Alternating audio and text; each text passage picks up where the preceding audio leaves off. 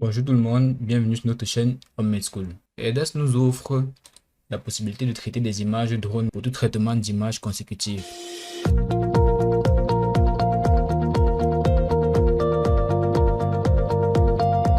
C'est EDAS Imagine. On propose deux méthodes.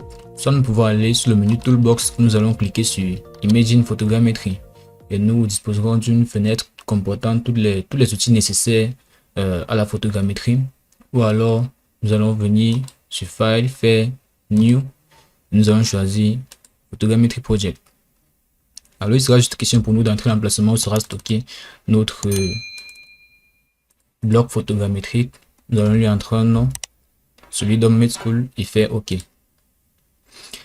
Alors nous avons une fenêtre qui s'ouvre à nous proposant de configurer notre modèle. Premièrement, nous avons le choix de la catégorie du modèle géométrique.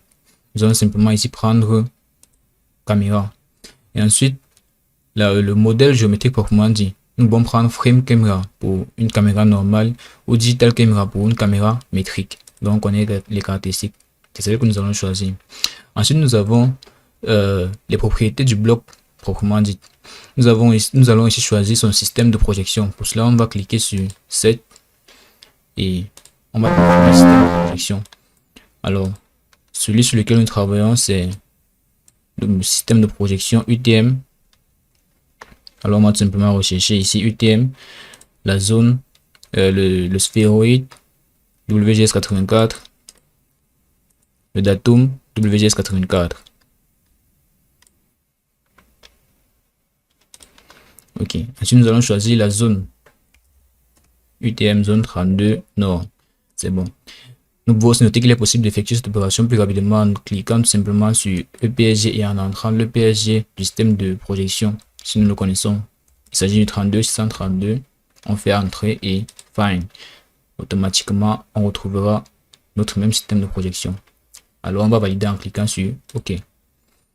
Ensuite, nous pouvons choisir le système d'unité horizontale, angulaire et on va simplement ici faire OK. Le système de projection verticale, on peut le laisser sur WGS84. Alors ensuite, nous avons à définir le système de rotation de la caméra. Nous en avons 4 principaux types. Par contre, EDAS nous en propose que 3.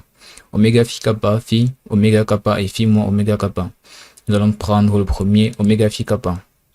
Nous notons aussi pitch roll and phi qui est disponible dans les autres logiciels de photogrammétrie. Alors ensuite, ce qui est important ici, c'est de mettre la hauteur de caméra, la hauteur de vol à laquelle nous avons acquis nos images photogrammétriques. La hauteur de vol ici, pour notre projet, c'était celle de 60 mètres. Alors nous allons entrer 60 mètres. 60 mètres au-dessus du sol et non l'altitude de vol. Alors ensuite, nous allons définir les paramètres de notre caméra. Pour cela, nous allons choisir Edit Camera. Et nous allons entrer les paramètres de notre caméra. Les images en question que nous souhaitons traiter, elles se retrouvent ici dans le dossier Homemade School. Nous pouvons cliquer sur une image et faire Propriétés en tapant sur raccourci Alt Enter. Alors ensuite, on va aller dans Détail et on va ici consulter la partie caméra dans notre propriété, dans l'onglet propriété. Ici, nous voyons les différentes informations relatives à la caméra qui a acquise les images. Il s'agit d'une caméra DJI. Nous avons le nom de son modèle, nous avons son focus, ainsi que toutes les informations sur la caméra. Ce qui nous intéresse ici, c'est la distance focale de la caméra, focal length, qui est celle de 9 mm. C'est la distance que nous allons entrer dans le logiciel. Il est noté que nous pouvions aussi effectuer cette opération en consultant simplement la fiche technique de la caméra qui offre des détails plus accrus sur cette information. Alors la fiche technique de notre caméra, celle du Phantom 4 Pro, nous donne la distance focale de la caméra qui est celle de 8,8 mm. Nous allons plutôt utiliser celle-là. Nous allons simplement entrer ici 8,8 mm et faire OK.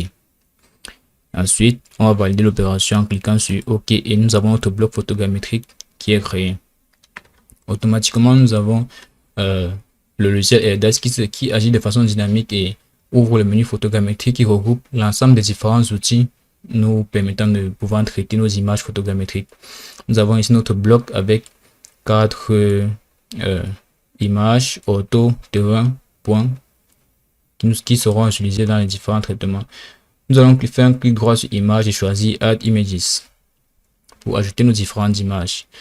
Alors, nous allons choisir l'emplacement où se trouvent nos images. On va modifier le type de fichier que nous pouvons ouvrir et choisir All File Base Raster. Et nous allons importer toutes les images qui sont dans notre dossier. On va faire OK. Alors, lorsque les différentes images s'ouvrent, nous remarquons ce petit message, on ne va pas dire d'erreur, mais ce petit message qui nous demande de calculer les pyramides, les couches de pyramides sur notre image. Il s'agit ici juste d'une simplification de l'image qui va en fait réduire les dimensions des pixels, augmenter les dimensions des pixels autant pour moi afin d'optimiser les performances sur le traitement des images. Nous allons ici cliquer sur Yes pour automatiquement calculer les couches de pyramide sur toutes les images.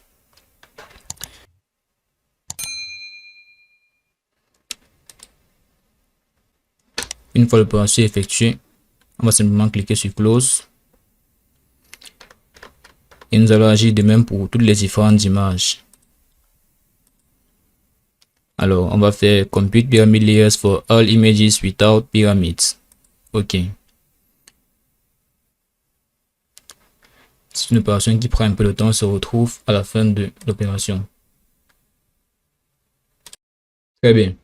Une fois l'opération terminée, nous pouvons ici constater que les pyramides layers ont été calculées avec succès et nous pouvons ici regarder l'ensemble des différentes cellules en rouge qui constituent les données qui ne sont pas encore traitées.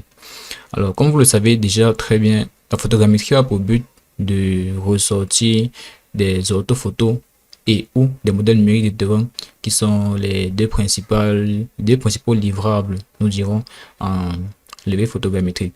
Ici, nous avons les modèles, les orthophotos et les modèles numériques de terrain qui ne sont pas encore disponibles pour aucune des images. Et à gauche de ces deux livrables, nous avons les paramètres internes et externes d'orientation des images. Alors, comme vous le savez déjà, chaque image dispose de 3 paramètres internes et de 6 paramètres externes d'orientation.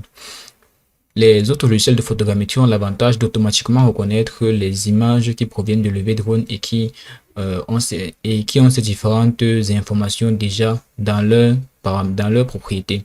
Par contre, AirDAS ne reconnaît pas cela. Nous devons ici nous-mêmes entrer pour chaque image, chacun de ces paramètres internes et externes. Nous débuterons par les paramètres internes d'orientation.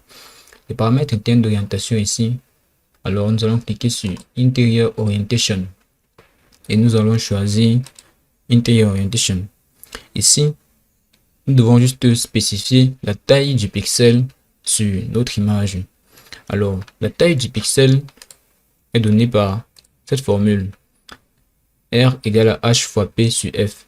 Ici, R représente la résolution, le ground sample distance, H la hauteur de vol, P la taille du pixel et F la distance focale de la caméra.